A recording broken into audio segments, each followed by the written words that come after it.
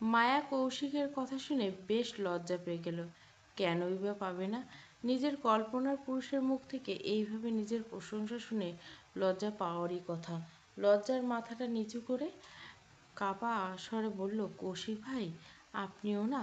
কৌশিক মায়ের দিকে তাকিয়ে বলল, আমি কি? আমিও না। মায়া লজ্জায় জড়ানো স্বরে বলল, ইস কৌশিক ভাই, আমার শরম করছে তো। কৌশিক মায়ের কথা শুনে এক হাত মায়ের থুতনি দিয়ে মায়ের মুখটা উঁচু করে চোখে চোখ রেখে বলল, সুইটহার্ট, সত্যি তোকে আজ ভীষণ সুন্দর লাগছে। মায়া ভ্রু কুঁচকে বলল, অন্যদিন বুঝি লাগে না? অন্যদিন তো তুই থ্রি পিস পরে থাকিস, কিন্তু আজ তুই শাড়ি। কথায় আছে না, শাড়িতেই নারী। আজ তার প্রমাণ পেলাম। আজ শাড়ি পরছিস, তাই তোকে অন্যরকম লাগছে। এক অন্যরকম ফিল হচ্ছে আমার। আমার মনে হচ্ছে যেন আমি আমার সদ্য বিয়ে করা বউয়ের সামনে দাঁড়িয়েছি, যে কিনা নিজের স্বামীর জন্য লাল টুকটুকে শাড়ি পরে তার সামনে দাঁড়িয়েছে। কথাটা বলে কৌশিক থামে, তারপর আবার বলে, নিজেকে একবার আয়নায় দেখেছিস?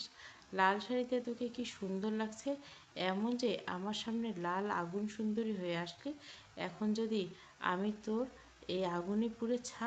কৌশিক পুরোটা কথা শেষ করার আগে মায়া তার আঙ্গুল কৌশিকের ঠোঁটের উপর রেখে দিল। কী সব বলছেন? আমার এই রূপ, আমার সাজ যদি আপনার ধ্বংসের কারণ হয়, তাহলে এই রূপ, এই রকম সাজ আমার চাই না। এরকম কিছু ঘটার আগে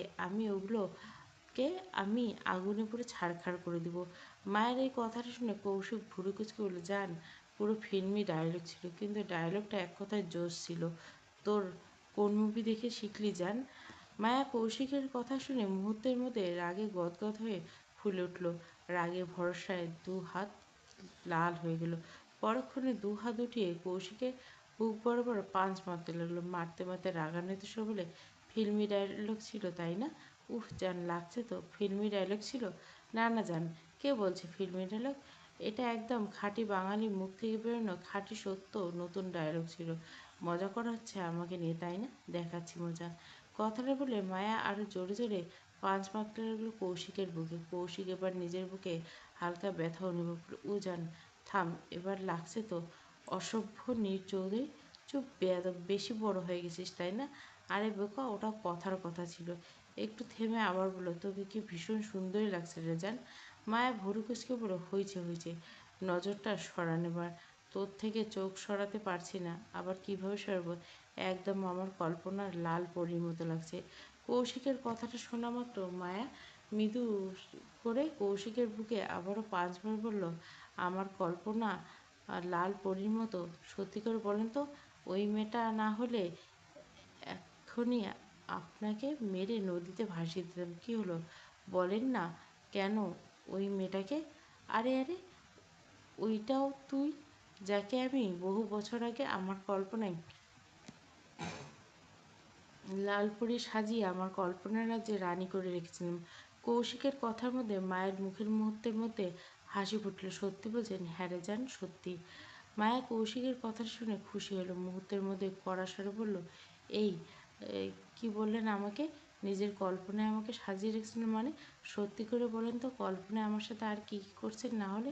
মায়ের কথাটা শুনে কৌশিক আর মনে আকাশের দিকে তাকে মনে মনে বিড়বিড় করে বলল, শাড়ি পরা থেকে খোলা ধরা থেকে করা খাওয়া থেকে ঘুম, আরও অনেক কিছু করছি জান, অনেক কিছু। কৌশিক আকাশের দিকে তাকিয়ে বিড়বিড় করে দেখে মায়া আর চোখে কৌশিকের দিকে তাকিয়ে বলল, আপনি আকাশের দিকে তাকিয়ে মনে মনে কী বিড়বিড় করছেন শুনি? কিছু না।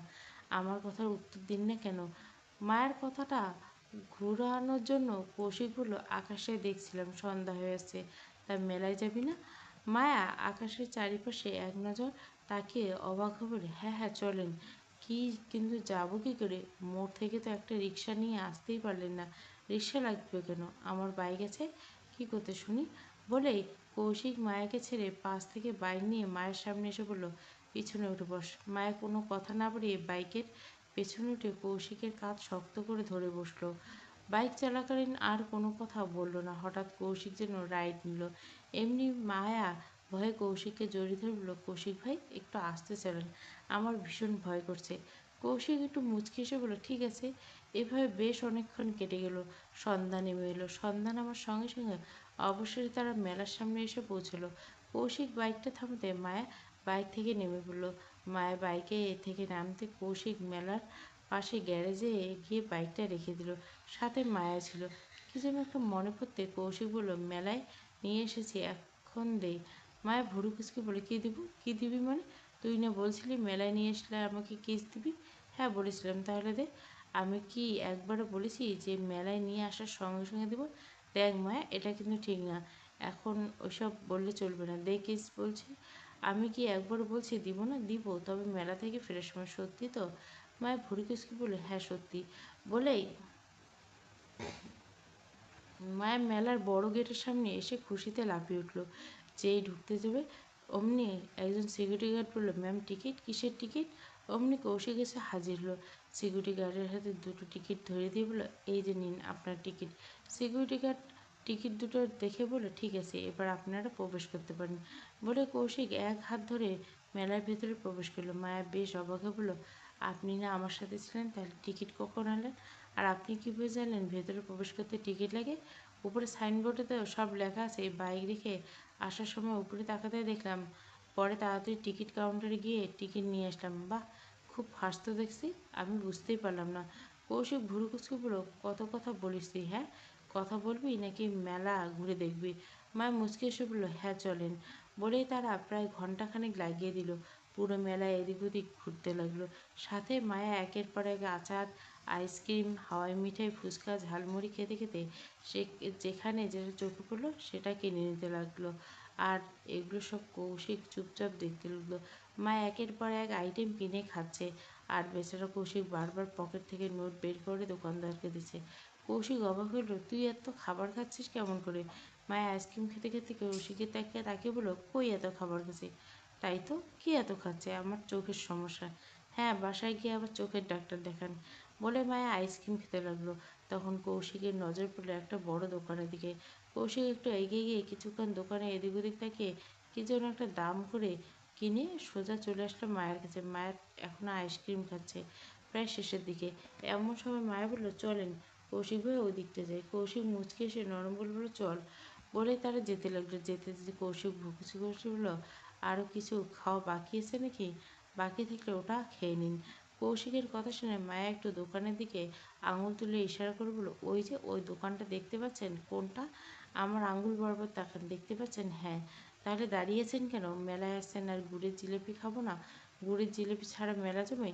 তাড়াতাড়ি ওই দোকান থেকে গুড়ের জিলিপি নিয়ে আসেন না। কৌশিক মায়ের দিকে আর চোখে তাকিয়ে বলল, আর কত খাবি তুই?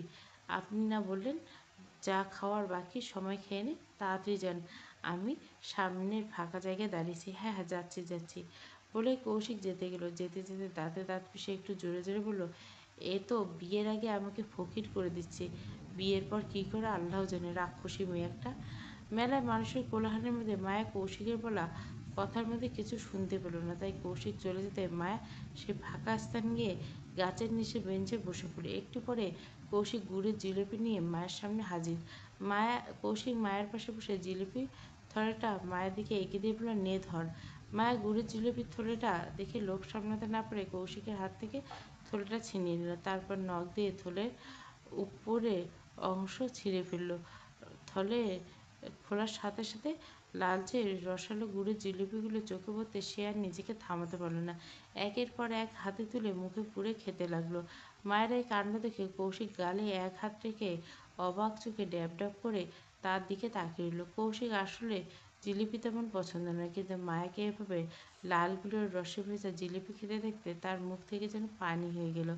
মায়া আর খাওয়া দেখতে দেখতে কৌশিক অজান্তে বারবার শুকনো ঢোক গিলতে লাগলো। জিভা দিয়ে নিজের ঠোঁট ভিজিয়ে নিচ্ছিল বারবার। আরেকবার ঢোক গিলে নিয়ে মনে মনে বিড়বিড় করলো, দেখো দেখো, রাক্ষসী রানী কীভাবে তার রাজাকে বাদ দিয়ে একা একা লাল রসে ভেজা জিলিপি কটমটি খাচ্ছে। হ্যাঁ মানছি আমি জিলিপি পছন্দ করি না, কিন্তু তাই বলে একটু স্বাদও দেখবে না? অন্তত মানবতার খাতিরে লোক দেখানোর জন্য হলো কি জিজ্ঞাসা করতে পারতো না, কৌশিক ভাই আপনি খাবেন?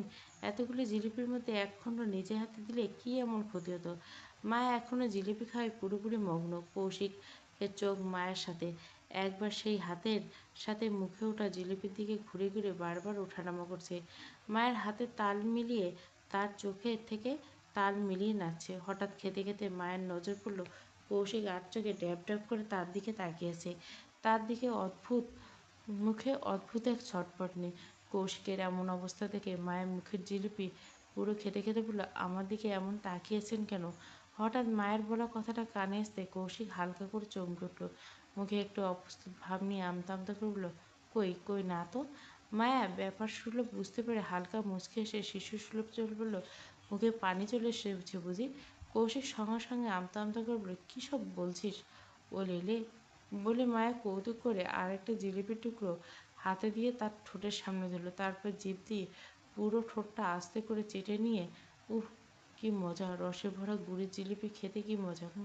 কৌশিক এবার নিজেকে লোভ সামলাতে পারল না। হাত বাড়িয়ে মায়ের হাত থেকে জিলিপির টুকরো নিতে যাবে মুহূর্তে মায়া দ্রুত সেটা মুখে পুরে দিয়ে আর চোখে মুচকে এসে বলল, হে কৌশিক ভাইয়া, আমি তো জানতাম আপনি বলে জিলিপি খান না, তাই না? কৌশিক হাতটা নিচু করে ভুরু কুচকে গম্ভীর করে বলল, খাই বা না খাই সেটা আলাদা বিষয়, কিন্তু তাই বলে তুই একবারও জিজ্ঞাসা করবি না আমি খাবো কি না? মায়া হালকা ভেঙচি কেটে হাসতে হাসতে বলল, সোজা সাপটা বলেন না আপনার লাল লাল রসের ওপরে গুড়ের জিলিপিগুলো চাই। কৌশিক আর নিজেকে দমিয়ে রাখতে পারল না, ঝড়ের বেগে বলল, সেটা আর বলতে, তুই যেভাবে খাচ্ছিস তোর খাওয়া দেখে আমার মুখে সমুদ্রের ঝড় বইছে।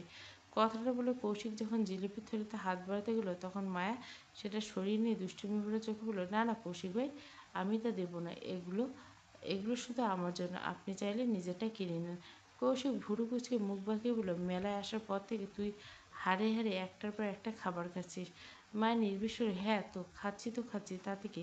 কৌশিক দীর্ঘশ্বাস ফেলে অসহায়ের মতো বলল, একটা 5 টাকার কয়েন অবশিষ্ট আছে আমার কাছে। কৌশিকের কথা শুনে মায়া ভুরু সঙ্গে সঙ্গে কুঁচকে উঠল। কেন বা উঠবে না?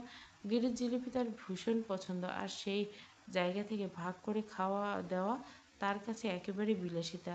মায়ের দ্রুত জিলিপির থালাটা শাড়ির আঁচলের নিচে রেখে কৌশিকের দিকে তাকিয়ে বলল, আমি কিছু জানি না, আমি আমার জিলিপির ভাগ কাউকে দেব না।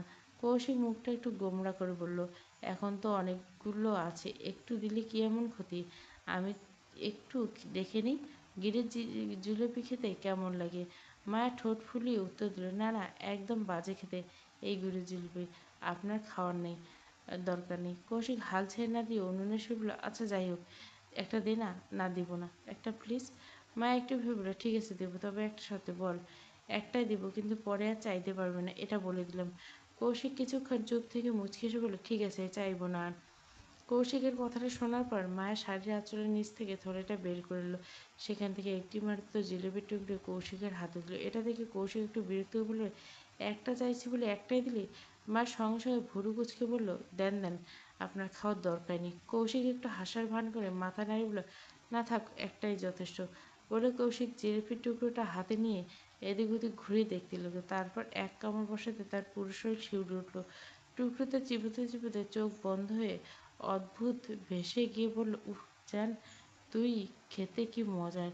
কৌশিকের কথা শুনে মায়ের জিলিপি খাওয়া থামিয়ে হালকা করে তার হাতে আলতো চাটি মেরে বলল, কী বললে?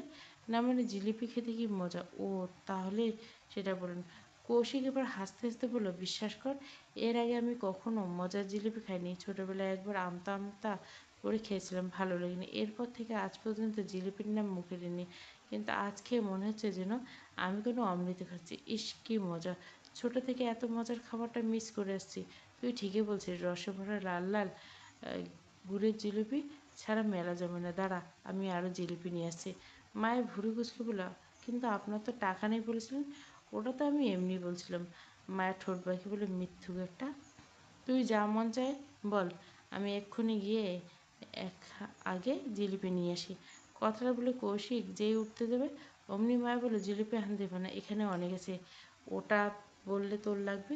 ওটা তো আমি মজা করে বলছি। আর যতই পছন্দের হোক, এগুলো জিলিপি তো একা আর খেতে পারবো না, তাই না? হ্যাঁ তা তো ঠিক। মায়া পাশ থেকে জিলিপির থলিটা মাঝখানে রেখে বলল, চলেন কৌশিক ভাই, খাওয়া শুরু করি। এই বলে দুজনে কোনো কথা না বলে মন দিয়ে জিলিপি খেতে শুরু করলো। এভাবে বেশ কিছু সময় কেটে গেল। অবশেষে অনেক আনন্দ আর হাসি খুশির সঙ্গে জিলিপিগুলো খেয়ে শেষ করে তারা। খাওয়া শেষ হতে মায়া বলল, কৌশিক ভাই কি আপনার কাছে রুমাল আছে কি? না কেন? কেন দেখতে পাচ্ছেন না হাতে মুখে জিলিপির রসগোল্লা? অন্ধকারে যান, ঠিক মতো দেখতে পাচ্ছেন না, আর একটু কাছে কই দেখি। কৌশিকের কথা অনুযায়ী মায়া আর একটু কাছে এলো, মিষ্টি গলা বলল, এই যে দেখেন। কই দেখতে পাচ্ছেন, আর একটু কাছে। মায়ের কাছে যেতে কৌশিক মায়ের কাঁধে হাত রেখে মায়াকে সাথে সাথে হাঁটুতে শুইয়ে দিল। মায়া যেই কিছু বলতে দেবে অমনি কৌশিক মায়ের ঠোঁটজোড়া নিজের হাতে নিল। মায়া নিজেকে ছাড়ানোর আপ্রাণ চেষ্টা করতে লাগলো, কিন্তু পারল না। মেলার জায়গাটা একটু সাইডে ছিল, কেউ দেখতে পেল না। প্রায় 10 মিনিট পর কৌশিক মায়াকে ছেড়ে দিল। মায়া ছাড়া পেতে পেতে জোরে জোরে শ্বাস নিতে লাগলো। মায়ের কাছে সব কিছু যেন কল্পনার মতো লাগলো, কারণ সব কিছু বুঝে ওঠার আগে হঠাৎ কৌশিক দখল করে চলে গেছিল। মায়া ভারী ভারী নিঃশ্বাস ফেলতে কৌশিক আঙ্গুল দিয়ে নিজের ঠোঁট জোড়া মুছে মুচকে এসে বলল, যাক বাবা, জিলিপির আসল মজা এইবার পেলাম। থ্যাংক ইউ আমার মায়াবতী, আমাকে এইভাবে মিষ্টি রসগোল্লা জিলিপির স্বাদ টেস্ট করার জন্য। কথাটা বলে কৌশিক বেঞ্চ থেকে উঠে দাঁড়িয়ে মুচকে এসে বলল, তুই এখন বস, আমি পানি নিয়ে আসছি। এই বলে কৌশিক চলে গেল। মায়া তখনও নিশ্চুপ, কোনো কথা বলছে না, শুধু স্থির হয়ে বসে আছে। প্রায় 2 মিনিট পরে কৌশিক হাতে পানির বোতল নিয়ে ফিরে এলো। মায়ের মনমরা মুখটা দেখে কৌশিক হাঁটু গেড়ে তার সামনে বসলো। কি হয়েছে, মন খারাপ? মায়ের মুখটা এবার তুলতেই কৌশিক বিস্মিত করে বলল, কিরে মায়া, তুই কাঁদছিস কেন? সে বেঞ্চের বোতলের বেঞ্চটা রেখে আলতো করে মায়ের চোখের পানি মুছে দিয়ে আবার বলে, কি হলো, কিছু বল, কাঁদছিস কেন? হঠাৎ মায়া কোনো কথা না বলে কৌশিককে চমকে দিয়ে শক্ত করে জড়িয়ে কান্নায় ভেঙে পড়ল। কৌশিক তাকে শক্ত করে বুকে টেনে নিল। কি হয়েছে মায়া, কিছু বল। মায়া ধীরে ধীরে কান্না থামে ফিসফিস করে বলে, এভাবে আর কতদিন কৌশিক ভাই? কৌশিক বিস্মিত হয়ে বলে, কি কতদিন? এইভাবে প্রতিনিয়ত আমি হারামভাবে আপনার কাছাকাছি চাই না। আমি চাই আপনি আমাকে সম্পূর্ণ অধিকারের সাথে হালালে উপায়ে আপন করে নিন। এখন আমাকে কি করতে হবে সেটা বল। শোন না কৌশিক ভাই। হ্যাঁ শুনছি, বল। বল না আমার বাবাতে, বললে রাগ করবেন না তো? না করবো না, বল। সত্যি করবেন না? হ্যাঁ বল। মায়া কান্না থামিয়ে কৌশিককে আরো শক্তভাবে চেপে ধরে কিছুটা লাজুক স্বরে বলল, চলেন না কৌশিক ভাই, আমরা বিয়ে করে ফেলি, পরে না হয় সম্পূর্ণ অধিকারের সাথে আমাকে ভালোবাসবেন। মায়ের কথা শুনে কৌশিকের ভেতরটা আনন্দে ভরে গেল। তা সে মায়ের সামনে প্রকাশ করলো না। নিজেকে সংযত রেখে মায়াকে সোজা করে বসিয়ে দিল। 2 হাত কাঁধে রেখে গম্ভীর মুখে বলল, হোক বেয়াদব, তোর বয়স কত? আর কয়েক মাস পর তোর এইচএসসি পরীক্ষা, আগে পরীক্ষা দে। মায়া মুখ ফিরে বলল, কেন, পরীক্ষার পর বিয়ে দেওয়া যাবে নাকি? কৌশিক দাঁড়িয়ে উল্টো দিকে ঘুরে বুকে হাত গুজে বলল, না একদমই না, এত ধৈর্য আমার নেই। মায়া কপাল কুঁচকে প্রশ্ন করলো, ধৈর্য নেই মানে? কৌশিক একটি হাসি বলল, সব বুঝিস, তাহলে এটার মানে তুই বুঝিস না? না বুঝি না। কৌশিক গম্ভীর নিঃশ্বাস ফেলে বলল, এখন আমি তোকে বিয়ে করি আর মরি নাকি? মায়া অবাক হলো, মানে? মানে ধর, আমি এখন তোকে গরম গরম 1 কেজি গুড়ের জিলিপি এনে সামনে রেখে দিলাম। কৌশিক কথাটা টান দিয়ে মায়া বলল, কই দেন নাই তো? আরে গাধি, ধরতে বলছি। আমাকে কেন গাধি বলছেন? আমি মোটেও গাধি না, আপনি গাধা। আপনি তো বললেন জিলিপি ধরতে। হ্যাঁ তো, তাহলে জিলিপি না ধরলে থাকলে আমি ধরবো কেমনে শুনি? মায়ের কথা শুনে কৌশিক কপালে হাত দিয়ে বলে, হায় আল্লাহ, কার পাল্লায় ফেলাইছো আমারে? কেন আমার পাল্লায়? আরে শালি, তোরে মনে মনে ধরতে বলছি। এত রাগার কেসে বুঝিয়ে বললেই তো পারেন। আপনি তো ভালো করে বুঝাইতেই পারছেন না দেখছি। কালকে থেকে আমার কাছে প্রাইভেট পড়তে আসবেন মিস্টার চৌধুরী সাহেব। কৌশিক এবার একটু ধমকের স্বরে বলল, তোর প্রাইভেটের নিকুচি করছি শালি, চুপ, একদম চুপ। কৌশিকের ধমক খেয়ে মায়া ভয়ের চোটে নড়ে চড়ে উঠল। কৌশিক আবার বলল, ধর, 1 প্লেট জিলিপি আমি তোরে দিলাম। মায়া তখনই বাচ্চা সুরে আবার বলে উঠল, কই দেন নাই? কৌশিক অগ্নিদৃষ্টি নিক্ষেপ করে বলল, মায়ের বাচ্চা মায়া, ভুল বলছেন। আমি মায়ের বাচ্চা নই, আমি অমিতাভ পাটোয়ারি আর তার স্ত্রী রুবিনা পাটোয়ারি একমাত্র মেয়ে মায়া পাটোয়ারি। মায়া কৌশিক গম্ভীর কণ্ঠস্বর, মায়া, আমি তো আপনার সামনে দাঁড়িয়েছি, আমার দামড়া শাড়ির মতো চিৎকার করছেন কেন? আমি আপনার মতো বয়রা নই, আসতে বলেন, আমি শুনছি। কৌশিক এবার বেশ রেগে গেল, রাগান্বিত ধমকের সঙ্গে বলল, একদম চুপ। এরপরে যদি আর একটা কথা বলছিস তো, তো কি? এখানে যে একটা মেলা চলছে আর আমরা যে মেলাতে আছি, এটা কিন্তু ভুলে যাবো বলে দিলাম। কৌশিকের কথা শুনে মায়ের সাথে সাথে নিজের ঠোঁটের উপর আঙুল চেপে রাখল। কৌশিক নিজেকে কিছুটা শান্ত করে আবার শান্তি সুলভ স্বরে বলল, ধর, আমি তোরে 1 প্লেট গরম গরম গুড়ের রসে ডুবানো মিষ্টি জিলিপি দিলাম খাওয়ার জন্য, কিন্তু তুই এখন খেতে পারবি না। ঠান্ডা হলে তারপর খাবি। এখন তুই কি আমার কথা মতো জিলিপি ঠান্ডা হওয়া পর্যন্ত অপেক্ষা করবি? কৌশিক কথাটা বলল বেশ কিছু সময় হয়ে গেল, কিন্তু মায়া কোনো উত্তর দিল না। সে ঠোঁটের উপর সেই কখন থেকে আঙুল দিয়ে রেখেছে। কৌশিক বেশ কিছুক্ষণ আর চোখে দেখছে মায়াকে। অতঃপর কৌশিক সব নীরবতা ভেঙে কপালে ভাঁজ ফিরে বিরক্ত বলল, কী হলো, উত্তর দিচ্ছিস না কেন? মায়া কিছু বলার চেষ্টা করছে বললে ভুল হবে, কিন্তু একটা বলছে তবে গুনগুনিয়ে। কিন্তু কৌশিক মায়ের গুনগুনিয়ে ছিটেফোঁটা বুঝতে পারল না। কৌশিক ফির বলল, তুই এমন বোয়ার মতো করছিস কেন? ঠোঁটের উপর আঙুল দিয়ে রেখেছিস কেন? কী হলো, কথা বল।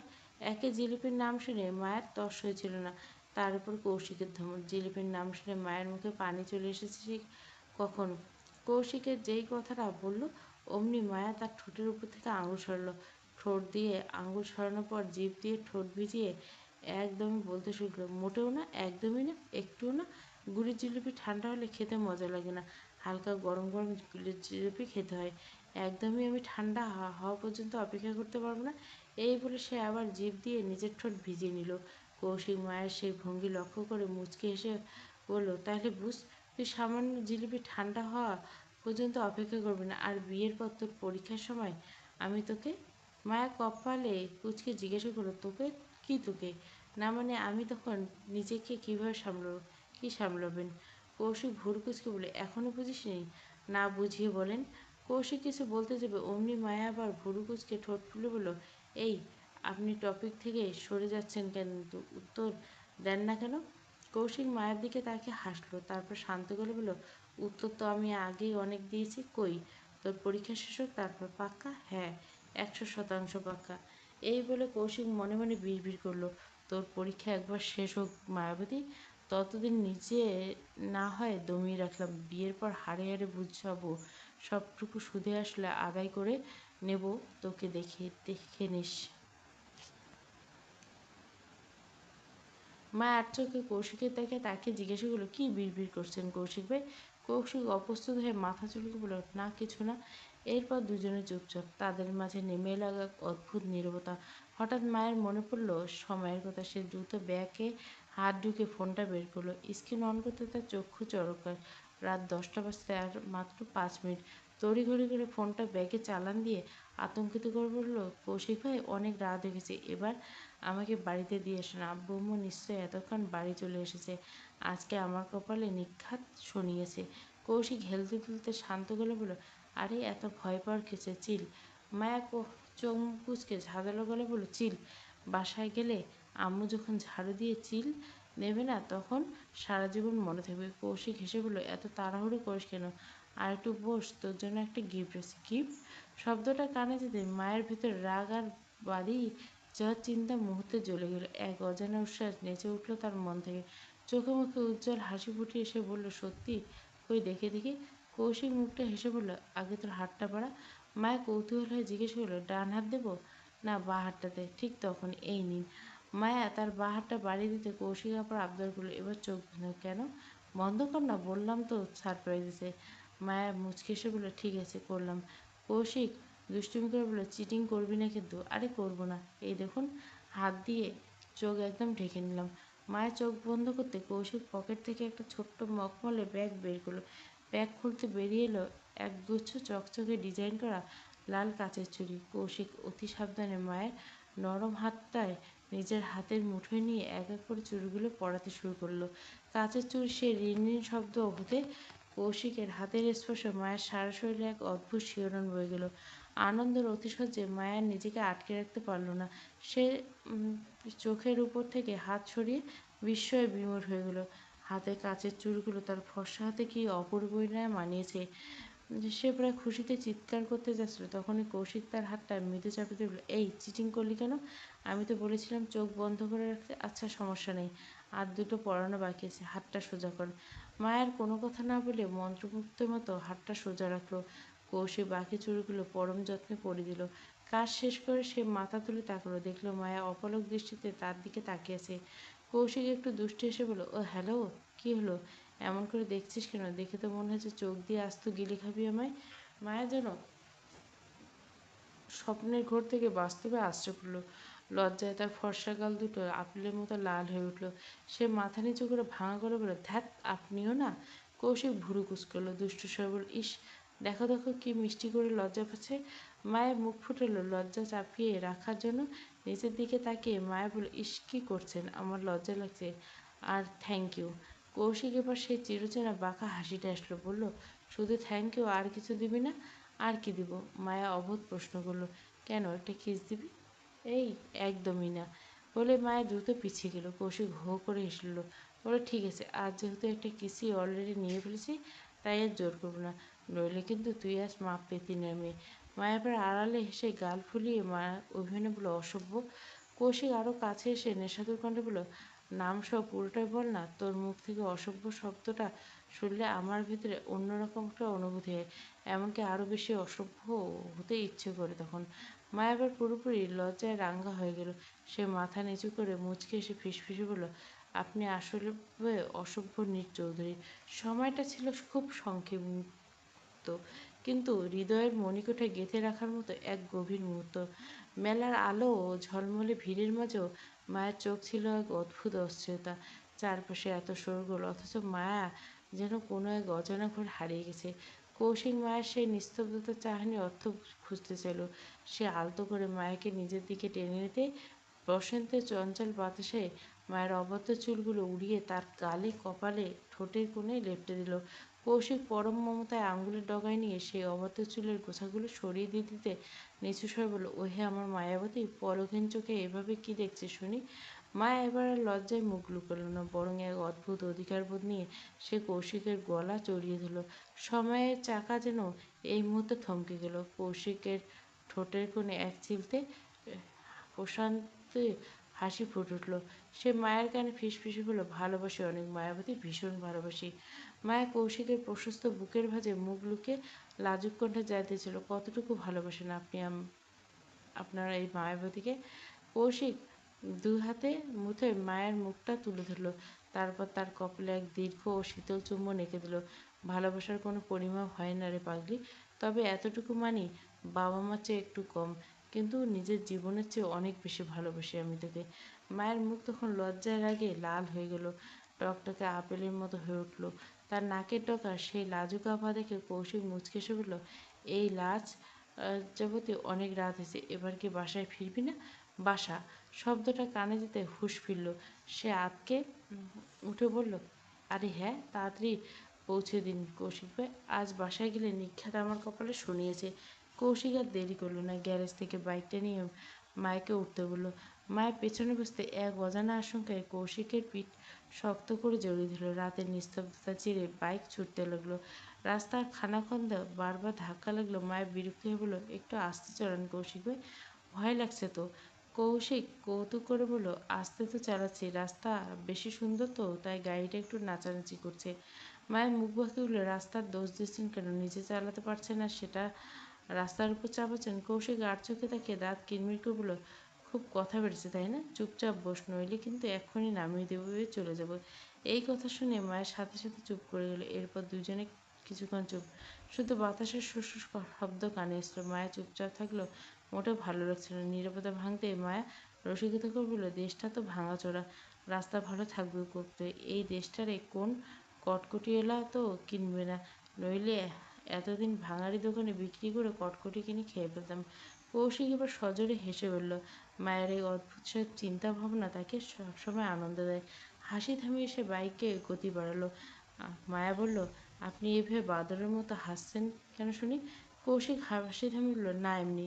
মায়া এবার আবার প্রশ্ন ছিল, আচ্ছা কৌশিক ভাই, আপনি কোন দল সাপোর্ট করেন, আওয়ামী লীগ না বিএনপি নাকি শিবির? কৌশিক বাইক চালাতে চালাতে নির্লিপ্ত স্বরে বলল, না আমি আওয়ামী লীগ, না আমি বিএনপি, না আমি শিবির, আমি শুধু আমার বিবির। মায়া ঠোঁট উল্টে বলল, বিবির তো হননি এখনো। কৌশিক বাঁকা হেসে বলল, এই তো হাতে গোনা কয়েকটা মাস অপেক্ষা মাত্র। এইভাবে হাসাহাসি আর খুনসুটির মাঝে যে তারা পাটোয়ারির সামনে এসে পৌঁছলে কেউ টেরই পেল না। মায়া বাইক থেকে নেমে দূরে হেসে কৌশিক বিদায় জানিয়ে দ্রুত গেটের ভিতরে ঢুকে পড়ল। কৌশিক বাইকের উপর বসে মায়া চলে যাওয়া পথের দিকে তাকিয়ে রইল তারাক্ষণ, যতক্ষণ না মায়ার ছায়াটা অন্ধকারে মিলিয়ে গেল ততক্ষণ সে নড়ল না। তারপর একটা তৃপ্তির নিঃশ্বাস ফেলে বাইক স্টার্ট দিয়ে নিজের বাড়ির পথে রওনা হলো। রাত তখন 1টা। গভীর নীরবতা চাদরে ঢেকে গেছে চারপাশ। দূরের কুকুরের ঘেউ ঘেউ শব্দ ছাড়া আর কোনো আওয়াজ শোনা যাচ্ছে না। ঠিক সেই সময় বাড়ির মূল ফটকের সামনে কৌশিকের বাইক। সারাদিনের ক্লান্তি যখন শরীরের প্রতিটি রন্ধ্রে বাধা বেঁধেছিল, বাড়ির সবাই অনেক বেশি ঘুমিয়ে পড়েছিল, রোহিত সব সামলে নিছিল, তাই কেউ কৌশিকের জন্য অপেক্ষা করেনি। দরজা খুলে ঘরে ঢুকতে চোখে পড়ল রোহিত এখনও জেগে আছে, হল রুমের সোফায় আতশো হয়ে ফোনে স্ক্রল করছে। কৌশিক হালকা হেসে সোজা গিয়ে তার পাশে। দুজনের মধ্যে শুরু হয় এক নিঃশব্দ রাতের গল্প। প্রায় 30 মিনিটের মতো দুই ভাইয়ের কথাবার্তা চলল। মেলায় নানা রকম খাবারের কারণে কৌশিকের ক্ষুধে ছিল না, তাই আর কিছু না খেয়ে উঠে পড়ল। রোহিত সঙ্গে সঙ্গে শুভরাত্রি বিনিময় করে নিজের রুমের দিকে এগোলো। রোহিত তখন নিজের ঘরের পথে পা বাড়ল। রুমে ঢুকে কৌশিক এক মুহূর্তের জন্য থমকে গেল। চোখ কপালে উঠবে, তার বিছানা ধারে বসে আছে তিয়াশা, একদম নিশ্চুপ, মুখে অদ্ভুত এক প্রশান্তির ছায়া। কৌশিক অবাক কণ্ঠে বলল, তিয়াশা, তুই এত রাতে আমার রুমে কী করছিস? তিয়াশা ধীরে ধীরে মাথা তুলে হেসে বলল, কেন, আসতে পারি না নাকি? কৌশিক ভুরু কুঁচকে বলল, আসতে তো পারিস, কিন্তু হঠাৎ এমন অসময়ে এত রাতে? তিয়াশা বিছানার চাদরটা আঙুলে বুলিয়ে শান্ত গলায় বলল, এমনি তো কয়েক বছর পর এই রুমটা হবে আমার, তাই ভাবলাম আগে থেকে একটু দেখে নিই। কৌশিক স্তব্ধ হয়ে তাকিয়ে রইল তার দিকে, চোখে অবিশ্বাস, মুখে মৃদু বিস্ময়। তার ঠোঁটে ধীরে ধীরে বেরিয়ে এলো একটা শব্দ, হোয়াট? রাতটা অদ্ভুত নিস্তব্ধ। বাইরের বাতাসে একটা নরম শীতল পরশ। জানলার পর্দাটা হালকা দুলছে। ঘরের ভেতরে স্নান আলোয় বসে আছে তিয়াশা। আজ তাকে অন্যরকম লাগছে, কেন যেন এক নতুন আলোয় ঝলমল করছে। পরনে হালকা নীল প্লাজোর সঙ্গে ছোট্ট একটা সাদা গেঞ্জি।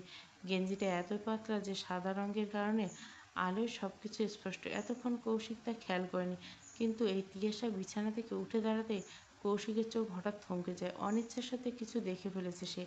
এক মুহূর্তের জন্য কৌশিকের দৃষ্টি স্থির হয়ে রইল তিয়াশার দিকে। তারপর হঠাৎ করে নিজের চোখে হাত দিয়ে ঘুরিয়ে গেল অন্যদিকে। তার মুখের ভেতরে অস্বস্তি আর গাম্ভীর্য। গম্ভীর করে বলল, এসব কি তিয়াশা? তিয়াশার ঠোঁটে হালকা হাসি এনে ধীরে ধীরে কৌশিকের দিকে এগিয়ে এলো। কি কৌশিক ভাই? কৌশিক ভুরু কুচকে বলল, তুই ভালো করে জানিস আমি কিসের কথা বলছি। তিয়াশার ঠোঁট কামড়ে মুচকে এসে বলল, হ্যাঁ তো জানি তো, সুন্দর লাগছে না আমাকে? কৌশিক এক দৃষ্টিতে তাকিয়ে রইল কয়েক সেকেন্ড, তারপর মাথা নাড়ল বিরক্ত মুখে। মাথা ঠিক আছে তোর? তিয়াশা তবুও থামল না। একদম ঠিক আছে। আপনি উল্টো দিকে ঘুরে আছেন কেন? আমার দিকে তাকান না। তিয়াশার কণ্ঠে এক সরল দুষ্টুমি ছিল, যা কৌশিকের মধ্যে কোনো অস্বস্তি ছাড়িয়ে এল না। আলমারি খুলে কৌশিক তাড়াতাড়ি নিজের একটা শার্ট হাতে নিয়ে ঘুরে দাঁড়ালো। এক মুহূর্তের মধ্যে শার্টটা তিয়াশার গায়ে জড়িয়ে নিয়ে বলল, অনেক হয়েছে, পরের বার থেকে এমন পোশাক পরবি না তিয়াশা, যা রুমে যা, আর সকালে ঘুম থেকে উঠে আমার শার্টটা দিয়ে যাস। তিয়াশা কিছু বলল না, তার চোখে তখন এক অদ্ভুত আলো, মায়া, অভিমান আর কিছুটা টান। চুপচাপ দাঁড়িয়ে থেকে সে কৌশিকের মুখের দিকে তাকিয়ে। কৌশিক আবার গম্ভীর করে বলল, কী হলো, শুনতে পাসনি? রাত প্রায় 2টো বাজতে চলল, যা গিয়ে ঘুমা, আমি ফ্রেশ হবো। তিয়াশা তখনই নড়ল না, নরম কণ্ঠে বলল, একটাই কথা, ভালোবাসি। কৌশিক ভ্রু কুঁচকে তাকালো তিয়াশার দিকে, তার চোখে ঝলসে উঠল বিস্ময়ে, এক রাগের এক অদ্ভুত মিশ্র ছায়া। কিছুক্ষণ নিঃশব্দে তাকিয়ে থেকে হঠাৎ সে পেছন ঘুরে একবার তাকালো, যেন কেউ আছে কি না নিশ্চিত হতে। তারপর গম্ভীর হল, কাকে কি বলছিস? মনে হয় ঘুমের ঘরে ভুল করে চলে এসেছিস, দাঁড়া, আমি কাকিকে ডাকছি। তিয়াশা তখন স্থির দাঁড়িয়ে, চোখ দুটো কাঁপছে, হালকা অশ্রু ভরায়। কাঁপা কণ্ঠে কাঁপতে কাঁপতে বলল, আম্মুকে ডাকতে হবে না, আর আমি কোনো ঘুমের ঘুরে আসিনি। কৌশিক অবাক হয়ে তাকালো তার দিকে। তাহলে? তিয়াশা এবার গম্ভীর শ্বাস নিয়ে এগিয়ে এলো এক পা এক পা করে, মুখের প্রতিটি শব্দ যেন বুকের ভেতর থেকে ছিঁড়ে বেরিয়ে এসলো। কৌশিক ভাই, আমি আপনাকে ভালোবাসি, ভীষণ ভীষণ ভীষণ ভালোবাসি। ঠাস। তিয়াশা বাক্য শেষ হওয়ার আগে কৌশিকের হাত ছিটকে পড়ল তার গালে। ঘরটা ছিল বন্ধ, চারিপাশে দেওয়ালে ঘেরা। এই থাপ্পড়ের শব্দে 3 সেকেন্ডের মধ্যে প্রতিধ্বনি হয়ে উঠল বাজবার। তিয়াশা শক্ত হাতে আঘাত খেয়ে ধপাস করে মেঝেতে বসে পড়ল। এক মুহূর্তের জন্য সময় থমকে গেল। কৌশিক শ্বাস ফেলে তার কাছে গিয়ে হাঁটু গেড়ে বসলো। তিয়াশা মুখটা উঁচু করে ধরল, চোখে রাগ আর অবিশ্বাসের আগুন। মাথা ঠিক আছে ওর? কী বলছিস সব, জানিস? থাপ্পড়টা এতই জোরে পড়েছিল তিয়াশার গালে, ব্যথায় তার মুখ দিয়ে শব্দ বেরোচ্ছিল না। তবুও কান্নার ফাঁকে ফাঁকে কষ্ট ভরা কণ্ঠে বলে, হ্যাঁ আমি আমি জানি, কিন্তু আপনিও জেনে রাখুন, আমি আপনাকে ভালোবাসি, আর ভালোবাসতেই থাকবো। কৌশিক কিছুক্ষণ স্থির হয়ে বসে রইল, তারপর হঠাৎ তিয়াশার হাত ধরে তাকে টেনে তুলল। কণ্ঠটা গম্ভীর, অথচ কেমন যেন ছিল। এই মুহূর্তে আমার চোখের সামনে থেকে সরে যা। তিয়াশা ফুঁপিয়ে উঠল, কৌশিক ভাই প্লিজ আমার কথাটা একটু শুনুন। কৌশিক গলার স্বর আরো কঠিন করে বলল, দেখ তিয়াশা, আমাকে রাখাস না, নাহলে কি থেকে কি করে ফেলবো নিজেও জানি না। তাই বলছি এই মুহূর্তে আমার ঘর থেকে বেরিয়ে যাবে। তিয়াশার আগে কাঁপতে কাঁপতে এগিয়ে এলো, চোখ ভরা জল নিয়ে বলল, প্লিজ কৌশিক ভাই, এইভাবে আমাকে তাড়িয়ে দিবেন না। কিন্তু তিয়াশার কথা শেষ হওয়ার আগে কৌশিক তার হাত চেপে ধরে এক ঝটকায় টেনে দরজার কাছে নিয়ে গেল। রাগে আর অস্থিরতায় এক হ্যাঁচকা টানে তিয়াশাকে বাইরে ঠেলে দিল। তিয়াশা সামলাতে না পারে মেঝেতে পড়ে গেল দরজার ওপাশে। কাঁদতে কাঁদতে তিয়াশা বলল, আমি আপনাকে ভালোবাসি, আর আমি এটাও জানি কৌশিক ভাই আপনিও আমাকে ভালোবাসেন। কৌশিক থেমে গেল এক মুহূর্তের জন্য, তারপর যেন নিজেকে রাগকে বিদ্রুপে ঢেকে হো করে হেসে উঠল। হাসিটা কেমন যেন কষ্টে ভরা। কিছুটা নিজেকে সামলে নিয়ে বলল, কখন রে তিয়াশা? তুই আমার চেয়ে কমপক্ষে 5-6 বছর ছোট, আর তুই রোহিতের বোন, মানে আমারও ছোট বোনের মতো। তবু কেন তোকে সহ্য করতে পারতাম না আমি? হয়তো এই কারণে, তুইও তো ভালো করেই জানতি যে আমি তোকে পছন্দ করি না, সহ্য করতে পারি না। তবু কেন এত কিছু জেনেও ভালোবাসতে গেলি আমাকে? জানতিস না এর পরিণতি এমনই হবে? কৌশিকের কণ্ঠে কষ্ট আর রাগ মিলেমিশে এক অচানা ঝড় বইছিল। তিয়াশার চোখ মুছে কাঁপা কাঁপা কণ্ঠে বলল, আমার সঙ্গে এমন করে কথা বলবেন না কৌশিক ভাই প্লিজ। একটা বার আমার কথা বোঝার চেষ্টা করুন। আর আপনি মিথ্যে বলতেছেন কেন? আপনি যদি সত্যি আমাকে সহ্য করতে না পারতেন, তাহলে এতদিনের সব আচরণ, সেই যত্ন, সেই নীরবতা, সেগুলো কি সবই নাটক ছিল? তিয়াশার কথা শুনে কৌশিক হঠাৎ করে জোরে হাসতে শুরু করলো। হাসতে এসে তিয়াশার দিকে তাকিয়ে বলল, নাটক? কিসের নাটক? হ্যাঁ, তোর আচরণ আমি আর সহ্য করে নিতাম কেন জানিস? কেননা তোকে নিজের ছোট বোন মনে করতাম। নিজের কোনো বোন না থাকায় তোকে ছোট বোনের মতো যত্ন আদর করতাম বলে ভুল করেছিলাম। কিন্তু এখন বুঝতে পারছি তুই আমার বোন হওয়ার যোগ্য নস। একটা ছন্দ বলি, মাইন্ড করিস না। কৌশিকের মুখে একরকম ব্যঙ্গের হাসি এনে উচ্চারণে ছন্দটা আড়ল। বোন হিসেবে প্রিয় ছিলি গতকাল, আজকের ব্যবহারে হইলি বাল, আর এখন থেকে বাল হয়ে থাকবি চিরকাল। তারপর ঠোঁটের কোণে এক ফোঁটা তাচ্ছিল্যে হাসি এনে বলল, কেমন ছন্দটা সুন্দর হয়েছে না? তোর সঙ্গে বেশ মানিয়েছে বলেই শুনিয়ে দিলাম। তোকে ফ্রিতে ছন্দ শুনিয়ে দিলাম। এবার তুই তো রাস্তা ধর, সোজা গিয়ে ডান দিকে তোর রুমে চলে যা। আর হ্যাঁ, এতে অপমানের পর যদি বিন্দুমাত্র লজ্জা থাকে, তবে আমার সামনে আর কখনো পড়িস না। Good night. বলে কৌশিক ঠাস করে দরজাটা বন্ধ করে দিল। দরজার অপর পাশে দাঁড়িয়ে থাকা তিয়াশা থরথর করে কাঁপছে। গালে ব্যথা, শরীরে জ্বালা, সব মিলিয়ে যেন অসহ্য যন্ত্রণায় বুক ভারী হয়ে গেল। সে অঝরে কাঁদতে লাগলো। বারবার পড়ে যাওয়ার কারণে কোমর ও হাঁটুতে ব্যথা পেয়েছে। তবু কোনো মতে দেওয়াল ধরে নিজেকে সামলে নিল। চোখের পানি মুছে কান্না ভেজা কণ্ঠে বিড়বিড় করে বলে, আমিও দেখে নেব তুমি আমার থেকে কতদিন পালাতে পারো। বলে তিয়াশা ধীরে ধীরে নিজের রুমের দিকে এগিয়ে গেল। অন্যদিকে কৌশিকের মেজাজ তখন ভীষণ খারাপ। মাথার ভেতর এখনও ঘুরছে কিছুক্ষণ আগে ঘটে যাওয়া সব কিছু। সারাদিন ক্লান্ত সব উপর সব মানসিক অস্থিরতা সব মিলিয়ে একদম বিধ্বস্ত হয়েছে। তাই সাইড থেকে তওয়াল নিয়ে বাথরুমে শাওয়ার নিল। বেশ কিছুক্ষণ পর ফিরে এসে হাঁটু সমান শর্টস পরে বিছানায় শুয়ে পড়ল। শরীর মনে ক্লান্তি এতটাই চেপে বসেছে যে কিছুক্ষণের মধ্যে কৌশিক গভীর ঘুমে তলিয়ে গেল।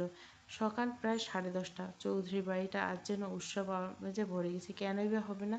বহুদিন পর সবাই একসাথে খাবারের টেবিলে বসেছে। নানান কথার ভাঁজে হাসি ঠাট্টায় মুখরিত, কেবল একজন ছাড়া, তিয়াশা। সবার কথার মাঝে আসিফ চৌধুরী চামচ নামিয়ে তার স্ত্রীর দিকে তাকিয়ে বললেন, তিয়াশা কোথায়?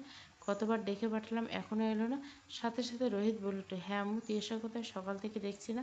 সাহারি চৌধুরী হালকা বিরক্ত স্বরে বলল, দেখবে কীভাবে? আসার পর থেকে নিজের বোনের ভালো মন্দের খবর রাখার ফুরসত পেয়েছো কখন? রোহিত চমকে উঠে জিজ্ঞাসা করলো, কেন আম্মু, কী হয়েছে?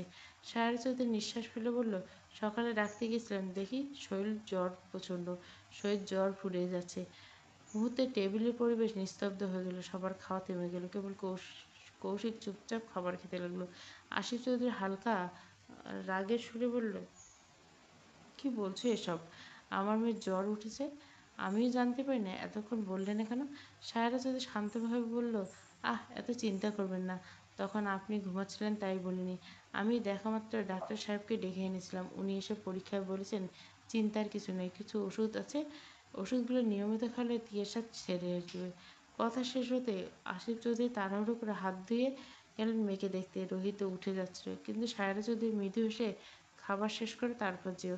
রোহিত মাথা নেড়ে বলে, ঠিক আছে আম্মু। ঠিক তখনই কৌশিকও চুপচাপ একদম নির্বিকার মুখে খাচ্ছে। রোহিত খেতে খেতে বলে, কি ভাইয়া, সবাই মজা করে গল্প করছে আর তুমি একদম চুপচাপ? রোহিতের কথায় মহিমা চৌধুরী ছেলের দিকে তাকে জিজ্ঞেস করলো, কৌশিক আজ এত চুপচাপ কেন, কিছু হয়েছে? কৌশিক ধীরে ধীরে উত্তর দিল, না আম্মু, কিচ্ছু হয়নি। তাহলে আজ তোমাকে এত অস্থির লাগছে কেন? না তেমন কিছু না। রোহিত আবার হেসে বলল, তাহলে এত চুপচাপ বসে আছো কেন ভাইয়া? এমনি বলে কৌশিক খাবার শেষ করে টেবিল থেকে উঠে গেল। ঠিক তখনই পেছন থেকে আশরাফ চৌধুরী ডাকলো, কৌশিক শোনো। হ্যাঁ আব্বু বলো। বিকেলে তোমার সঙ্গে একটু বাইরে যেতে হবে। ঠিক আছে আব্বু। কৌশিক হনহন করে চলে গেল নিজের রুমে। রুমে ঢুকতেই দরজা বন্ধ করলো। ফোনটা হাতে নিয়ে বিছানায় বালিশে হেলান দিল। ফোনের স্ক্রিন অন করতে সরাসরি মায়াকে কল দিল। প্রথম রিংয়ে কল রিসিভ হলো। ফোনের উপাস থেকে কৌশিক ভালোবাসার ভরা কণ্ঠ বলল, কেমন আছে আমার মায়াবতীটা? কিন্তু পর মুহূর্তে উপাস থেকে অচেনা নারীকণ্ঠ ভেসে উঠল, আপনার মায়াবতী এখন বাসায় নেই, প্রাইভেটে। ও আসলে বলে দেব তার মায়াবতা ফোন করছিল। কণ্ঠটা চিনতে দেরি হলো না, এই মায়ার সই সালমা বেগমের।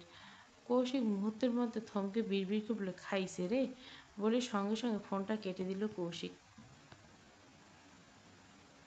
দুপুরে অবসান ঘটিয়ে ধীরে ধীরে বিকেলের রোদ স্নান হয়ে আসছে। সেই বিকেলে এখন অতীব চারিদিকে জুড়ে নেমে এসেছে রাত্রির গভীর আবহ। সময় তখন প্রায় রাত 11টা। দীর্ঘদিনের ক্লান্তি বুকে কৌশিক অবশেষে বাড়ি ফিরে এলো। বিকেলের দিকে বাবার সঙ্গে যে উদ্দেশ্যে বেরিয়ে গেল তারই সমাপ্তি ঘটেছে। তাদের সঙ্গে ছিল রোহিত। তিনজনের মুখে অবসাদের স্পষ্ট ছাপ, চোখ দুটো লালচে, পুরো চুল এলোমেলো, শরীরে পরিশ্রমের ভার যেন চেপে বসেছে। বাড়ির প্রধান ফটক পেরিয়ে ড্রয়িং রুমে প্রবেশ করতে সবার আগে যে আওয়াজটি কানে এলো তা আশরাফ চৌধুরী। তিনি বেশ দিনের ক্লান্তিকে উপেক্ষা করে উৎসাহ ভরে চিৎকারে উঠলেন, মহিমা মহিমা, সবাই কোথায়, নিচে এসো তাড়াতাড়ি।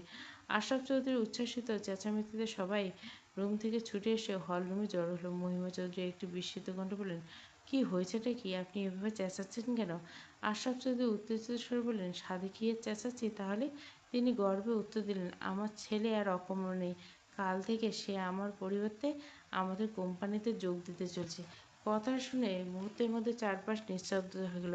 ঠিক তখনই পাশ থেকে কৌশিক ভুরু কুঁচকে হালকা স্বরে, বাবা। সবার চোখ একসাথে তার দিকে ঘুরে গেল। মুহূর্তে আনন্দ আর বিস্ময় মিশ্র প্রতীকের ঘর ভরে উঠল। খুশির সংবাদটা শুনে মহিমা চৌধুরী আর নিজেকে সামলাতে পারতেন না।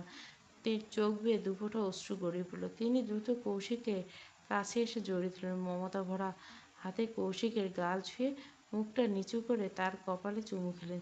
শাড়ির আঁচলে চোখের পানি মুছে নরম স্বরে বললেন, আমাদের ছেলেটা আজ সত্যি অনেক বড় হয়েছে, তাই না কৌশিকের আপু? আশরাফ চৌধুরীর মুখের হাসি গর্ব এনে বললেন, হ্যাঁ কৌশিকের মা, আজ আমাদের ছেলেটা সত্যি অনেক বড় হয়েছে। কথাটা বলে কৌশিক কিছুক্ষণ চুপ করে রইল। থেমে থাকা নিঃশ্বাস পর মুহূর্তে ভাঙতে, পর মুহূর্তে আশরাফ চৌধুরী হাসি মুখে বললেন, এত একটা খুশি খবর আমি মিষ্টিমুখ হব না? তা কী করে? রোহিত, মিষ্টির বাক্স খুলে সবাইকে মিষ্টিমুখ করা। রোহিত ততক্ষণে দু হাতে দুটো মিষ্টির বাক্স নিয়ে সবার সামনে এগিয়ে এলো। মিষ্টি মুখ ভরা হাসি নিয়ে বলে, হ্যাঁ বড়ব্বু, আপনি বলার আগে আমি সব রেডি করেছি। বলে বলে একে একে সবার হাতে মিষ্টি তুলে দিতে লাগলো রোহিত। মহিমা চৌধুরী, আশরাফ চৌধুরী দুজনে মিলে কৌশিকের মুখে মিষ্টি গুঁজে দিল। কৌশিক তাদের দুজনকে মিষ্টি খাইয়ে দিল, যেন পারিবারিক ভালোবাসার বন্ধন আরও দৃঢ় হয়ে উঠল। এরপর একে একে সবাই কৌশিককে মিষ্টি খাওয়াতে পথ চলা শুভেচ্ছা জানাতে লাগলো। চৌধুরী বাড়িতে চারিদিকে এক উচ্ছ্বাসিত আনন্দ আবহাওয়া ছড়িয়ে পড়ল। অবশ্যই কৌশিক হালকা হেসে বলল, তোমরা গল্প করো, আমি একটু উপরে যাই। বলে কৌশিক আবারও পেছন দিকে তাকালো না, সোজা নিজের ঘরের দিকে গেল। ঘরে ঢুকতে দরজাটা ভেতর থেকে হালকা ধাক্কা দিয়ে দিল। তারপর টেবিলের উপর রাখা ফোনটা হাতে তুলে নিল। মুহূর্তে মায়াকে কল করলো। একবার দুবার রিং বাজতে ওপাশ থেকে কল রিসিভ হলো। সঙ্গে সঙ্গে কৌশিক বলল, মায়া শোনো। ওপাশে মায়া প্রায় ঘুমোচ্ছিল, চোখে মুখে ঘুমের ছায়, ক্লান্ত অলসতার ছোঁয়া। তবুও কণ্ঠে মৃদু ক্লান্তি নিয়ে জবাব দিল, হ্যাঁ বলুন, কী হয়েছে? কৌশিক কণ্ঠে উত্তেজনা ভর করছে, প্রায় চিৎকার করেই বলল, হয়ে গেছে। মায়া অর্ধেক ঘুমন্ত অবস্থায় অবাক হয়ে বলে, কী হয়েছে? বাচ্চা? কার বাচ্চা হয়েছে? কৌশিক বিরক্ত করে বলে, ধ্যাত, কার বাচ্চা হয়েছে কৌশিক ভাই? হয়নি এখনো, তবে এবার হবে, সবই হবে। আমাদের বাসর হবে, কিউট কিউট বেবি হবে, আমাদের সুখের সংসার হবে, আর আমার সুইটার সেই সংসারে মহারানী হবে। কৌশিক এমন উচ্ছ্বাসে মায়ের ঘুম মুহূর্তে উড়ে গেল। চোখ মুখ কুচকে ভুরু কুচকে বলল, এসব উল্টোপাল্টা কথা বাদ দেন তো। কি বলতে চান সোজাসুজি বলুন না। আমি ঘুমাবো তো? তোর ঘুমে গুষ্টি মারি। আজ থেকে তোর রাতের ঘুম উড়াল হবে বলে যান। এখন ঘুমান, কাল সকালে মাথাটা ঠান্ডা হলে কথা বলবেন। ফোন রাখছি। এই ফোন রাখবি না, রাখলে কানের নিচে কষিয়ে দিব। আগে পুরো কথাটা শোন। মায়ের বিরক্তিতে হলে একটু হেসে বলল, তাহলে বলেন কী এমন বড় কথা যার জন্য সেই কখন থেকে আজে বাজে বকে যাচ্ছেন, আর আপনাকে খুশি খুশি লাগছে? কী ব্যাপার?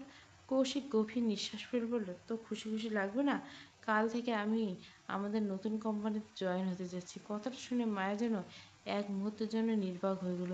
বিস্ময়ের সঙ্গে আনন্দ চোখ ভিজে উঠল।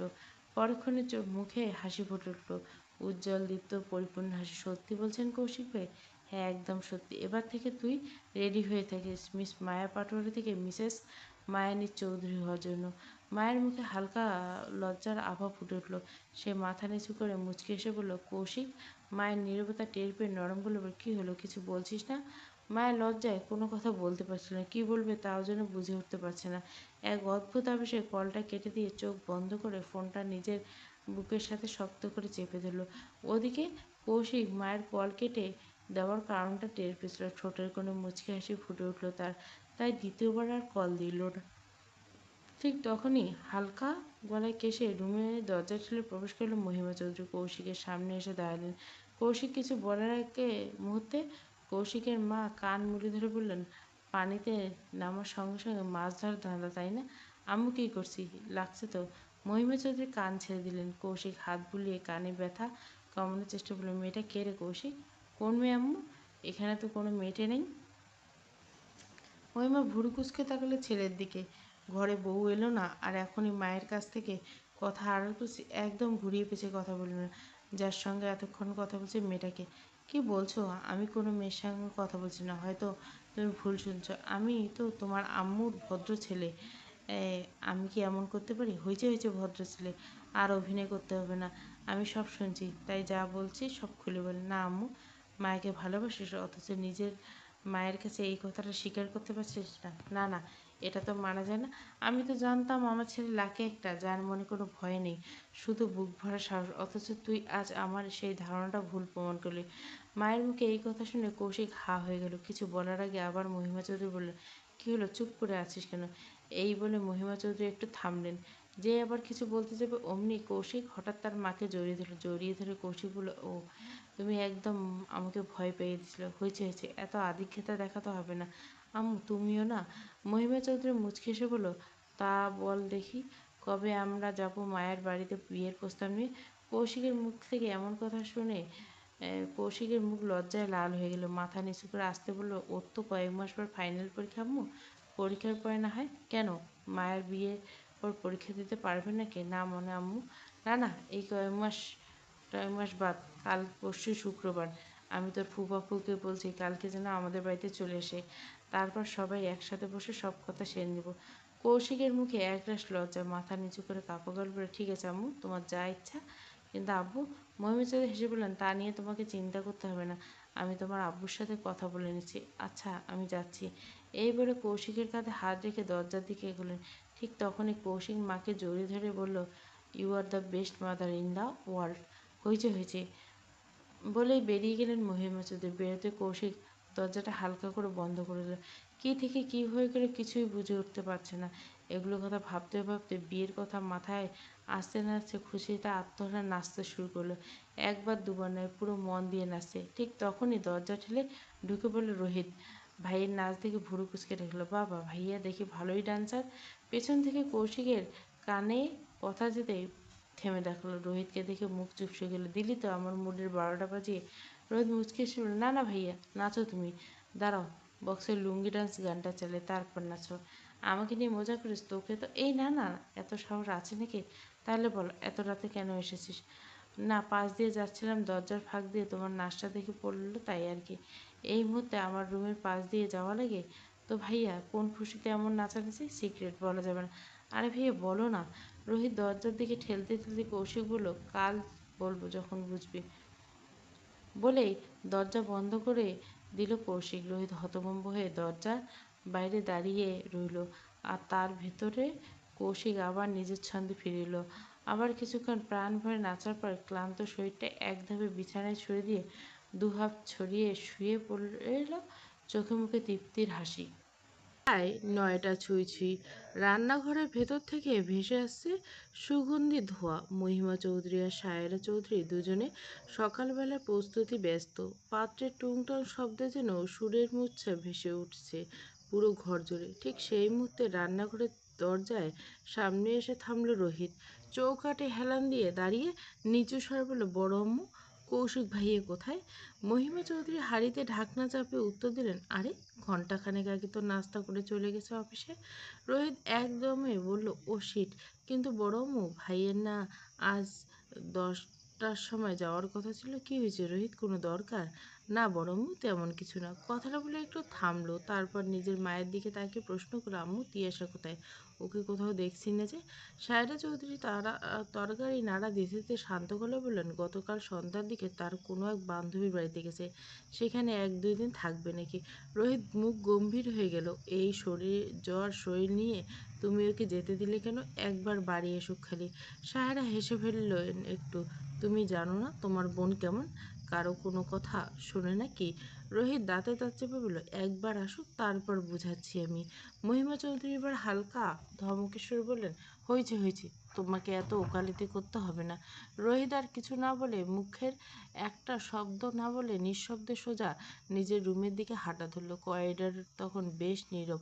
দুপাশে দেওয়ালে ঝোলানো আলোর ছায়া দুলছে হালকা বাতাসে। ঠিক তখনই হঠাৎ একটা ঝটকা ধাক্কা। রোহিতের হাতে থাকা ফোনটা প্রায় পড়ে যাচ্ছিল। সামনে নিতে গিয়ে দেখলো একজন মেয়ে তার সাথে ধাক্কা খেয়ে ঠিক তার সামনের মেঝেতে পড়ে আছে। মুহূর্তে দুজনের চোখাচোখি হলো। নীল রঙের শাড়ি পরা মেয়েটি, ফর্সা ত্বক, চোখে একরাশ বিস্ময়, আর চুলগুলো এলোমেলো হয়ে মুখ জুড়ে ছড়িয়ে আছে যেন কোনো দৃশ্যমান বিশৃঙ্খলার মধ্যে এক অদ্ভুত সৌন্দর্য লুকিয়েছে। রোহিত হতবাক হয়ে কিছুক্ষণ দাঁড়িয়ে রইল। এই মেয়েকে সে আগে কখনো দেখেনি চৌধুরী বাড়িতে। কে এই রমণী? বিরক্ত মেয়েটি বিরক্ত স্বরে চোখ পাকিয়ে বলল, আজব লোক তো আপনি, চোখ না নেই নাকি, দেখে চলতে পারেন না? রোহিতের মুখে কোনো সাড়া শব্দ নেই। সে একেবারে স্থির হয়ে দাঁড়িয়ে আছে, চোখ দুটো শুধু মেয়েটির মুখে নিবদ্ধ, যেন চোখের পলক ফেলতেই ভুলে গেছে। মেয়েটি কপালে বিরক্ত নিয়ে একটু চেঁচিয়ে বলল, চোখের সাথে কি কানটাও গেছে নাকি, শুনতে পাননি কি বললাম? এবার যেন হুঁশ ফেরে রোহিতের। বিহ্বল কণ্ঠে আমতা আমতা করে বলল, সরি, আসলে আমি। তার কথাটা শেষ হওয়ার আগে মেয়েটি তীক্ষ্ণ করে বলে, মেয়ে দেখলেই খালি শরীরের সাথে ধাক্কা খেতে ইচ্ছে করে, তাই না স্টুপিড? রোহিত চোখ বড় বড় করে তাকালো মেয়েটির পানে। রাগ হচ্ছে তাও যথাযথভাবে ঠান্ডা মাথায় বলল, আপনার কোথাও ভুল হচ্ছে আসলে। কি আসলে? হ্যাঁ, এখন তো হাজারটা বাহানা দিবেন নাকি? আপনার মতো ছেলেদের আমি খুব ভালো করে জেনে। ধ্যাত, সকাল সকাল মুডটা নষ্ট করে দিল। রোহিত এবার একটু কড়া গলে বলল, ও হ্যালো মিস, আমি জেনে বুঝে কিছু করিনি, তাই শুধু শুধু আমাকে দোষ দিবেন না। বলে সে মেয়েটির দিকে হাত বাড়িয়ে দিয়ে বলল, হাতটা ধরে উঠুন। মেয়েটি তার দিকে তাকিয়ে একবার চোখ বুলিয়ে নিয়ে ঠান্ডা গলায় বলল, থ্যাঙ্কস, আপনার সাহায্যের কোনো দরকার নেই আমার। বলে মেয়েটি ধীরে ধীরে উঠে দাঁড়ালো, হালকা নিচু হয়ে হাত দিয়ে শাড়ির ভাঁজগুলো ঠিক করতে লাগলো। রোহিত তখন তার দিকে অপলক দৃষ্টিতে তাকিয়েছিল। ঠিক সেই মুহূর্তে পাখার মৃদু আওয়াজে মেয়েটি পিঠে থাকা শাড়ির আঁচলটা সরে গেল। আঁচল সরাতে তার ফর্সা পিঠের কিছু অংশ উন্মুক্ত হয়ে পড়ল। রোহিতের দৃষ্টি অনিচ্ছাকৃতভাবে সেই দিকে স্থির হয়ে গেল।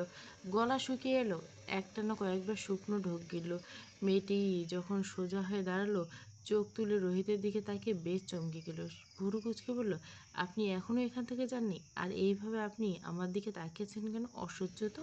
রোহিত গলার ভেতরে শুকনো ঢোকটা জোর করে গিলে ফেলল। তারপর কিছু বলতে না পেরে চোখের ইশারায় কী যেন বোঝানোর চেষ্টা করলো। মেয়েটির মুখে স্পষ্ট বিরক্তি ছাপ নিয়ে বলল, চোখ দিয়ে কী ইশারা করছেন, মুখ নেই তো? রোহিত আবার একটা শুকনো ঢোক গিলে ফিসফিস করল, না মানে আপনার দেখা যাচ্ছে। মেয়েটি ভুরু কুঁচকে বলল, হোয়াট? রোহিত এবার কুণ্ঠিত ভঙ্গিতে আঙুল তুলে ইশারা করলো, ইয়ে মানে ওই যে আপনার ইয়েটা দেখা যাচ্ছে। মেয়েটি রোহিতের আঙুলের দিকে অনুসরণ করে তাকাতে হঠাৎ বুঝে উঠল বিষয়টা। মুহূর্তে সে লজ্জা আর রাগে শরীরে আঁচল দিয়ে নিজেকে ঢেকে নিল। পরের মুহূর্তে ঘর কাঁপিয়ে চিৎকার করে উঠল, তিয়াশা! মেয়েটির এমন চিৎকারে তিয়াশা রুম থেকে দৌড়ে হল রুমে প্রবেশ করল। শরীরে জ্বরের মতো দুর্বলতা থাকলে পায়ের শক্তি নেই। মেয়েটা রোহিতের একদম কাছে এসে এক হাত দিয়ে রোহিতের কলার চেপে ধরে আঙুল তুলে রাগান্বিত স্বরে বলল, ইউ। রোহিত তৎক্ষণাৎ সরল ভঙ্গিতে সরে গিয়ে বলল, সরি সরি সরি। ততক্ষণে তিয়াশা মেয়েটার পাশে এসে দাঁড়ালো, কণ্ঠে সতর্কতা আভাস নিয়ে বলল, নিধি কী করছিস? ছাড় আমার ভাইয়াকে। কিন্তু নিধি তিয়াশার শব্দগুলো যেন তার কানে পৌঁছল না। নিধি রোমান্টিত হয়ে বলল, অশুভ শয়তান বেয়াদব বাদর লোক একটা। রোহিত কিছু একটা বলতে যাবে, ঠিক তখনই তিয়াশা কণ্ঠ উঁচিয়ে বলল, কি হচ্ছেটা কি নিধি? ছাড় ছাড় ভাইয়াকে, আর একদম আমার ভাইয়ের নামে উল্টোপাল্টা কিছু বলবি না, ছাড়।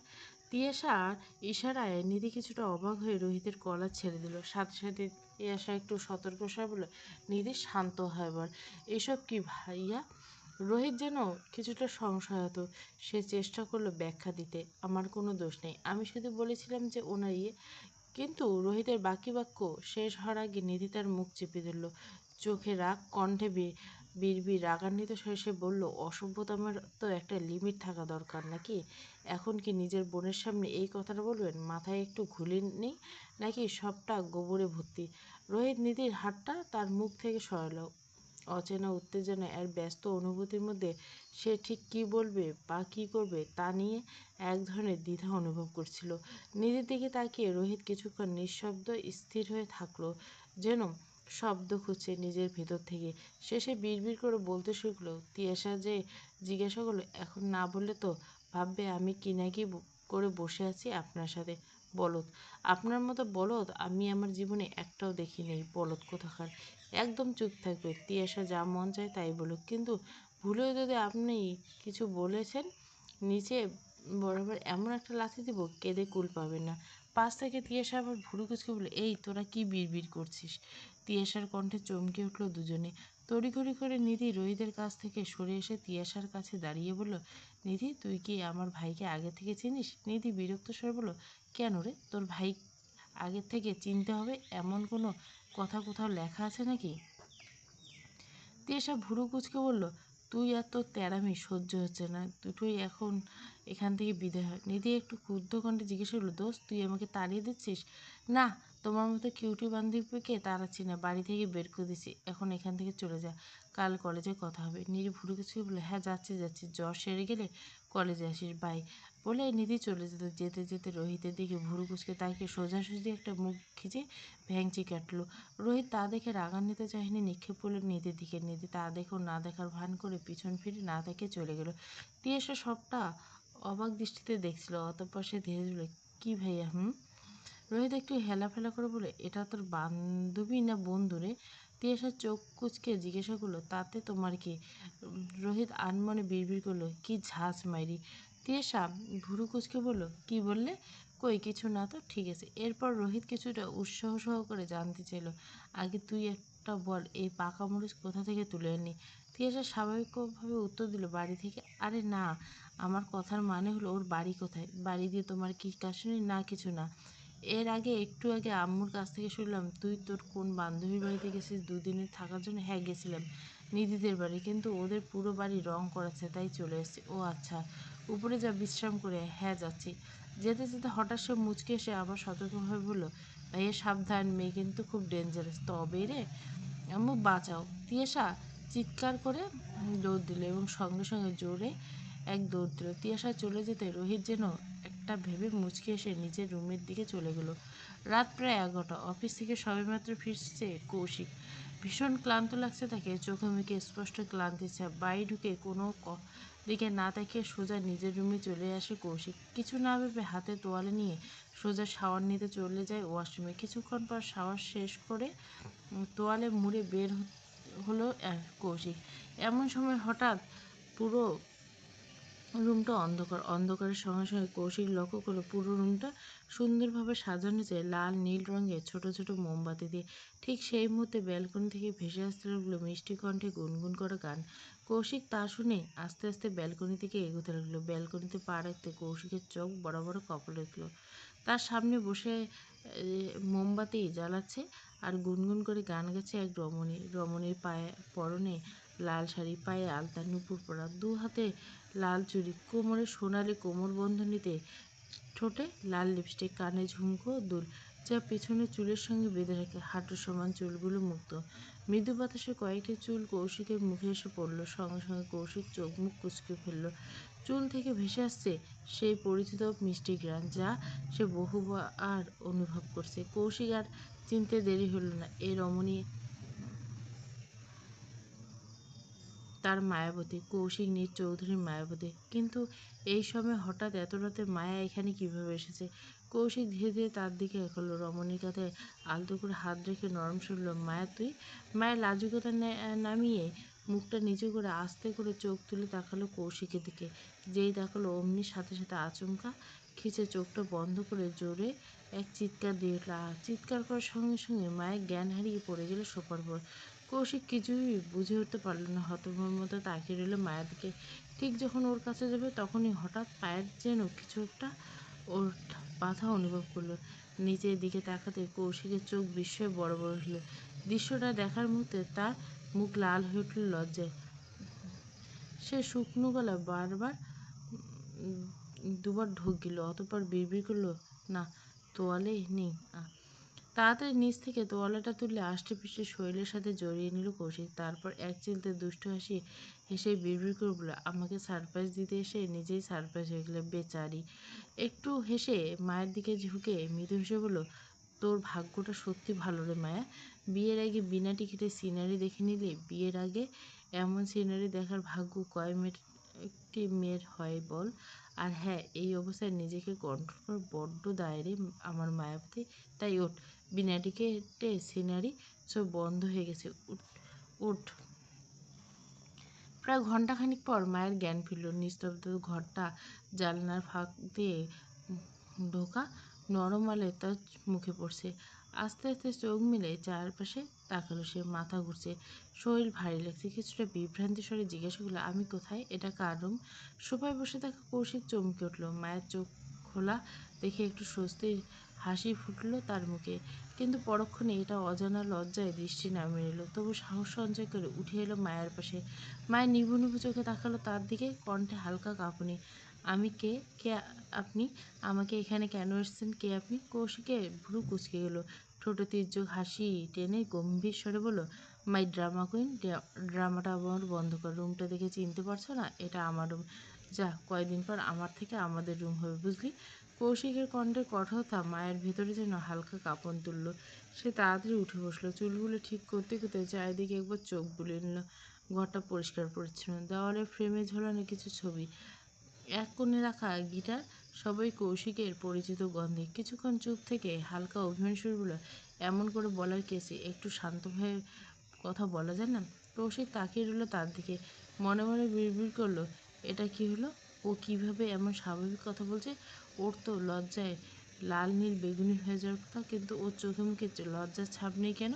একটু আগে ঘটনা কি ওর মনে নেই নাকি? তার চোখে বিস্ময়, মুখে অল্প কৌতুকের ছায়া। মায়ের দিকে তাকিয়ে ভুরু উঁচু করে বলল, আচ্ছা মায়া, তোর কিছু মনে নেই? কিসের কথা বলছেন আপনি? তোর একটু লজ্জা করছে না আমার সাথে কথা বলতে? মায়া ভ্রু কুঁচকে বলল, আপনার সাথে কথা বলতে কেন লজ্জা করবো শুনি? না, এমনি বললাম।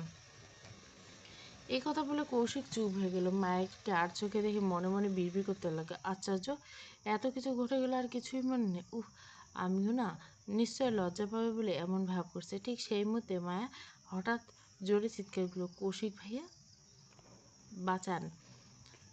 চিৎকারের সঙ্গে সঙ্গে মায়া কৌশিককে আষ্টে পৃষ্ঠে জড়িয়ে ধরল। শার্ট খামচে ধরে সে নিজে মুখ লুকোলো কৌশিকের বুকে। কৌশিক মায়ের চিৎকার শুনে ভয় পেয়ে গেল। সাথে সাথে বলল, কী হয়েছে মায়া? মায়া কৌশিকের বুক থেকে মাথা উঠে বলল, সরান আগে ওদেরকে। কাদের সরাবো? এখানে তুই আর আমি ছাড়া কেউ নেই। আছে কি? বলে কৌশিক রুমের চারপাশে নজর বুলল, অতঃপর বলল, কই? কোথাও তো কেউ নেই। না, আছে। কে? ইঁদুর? কি?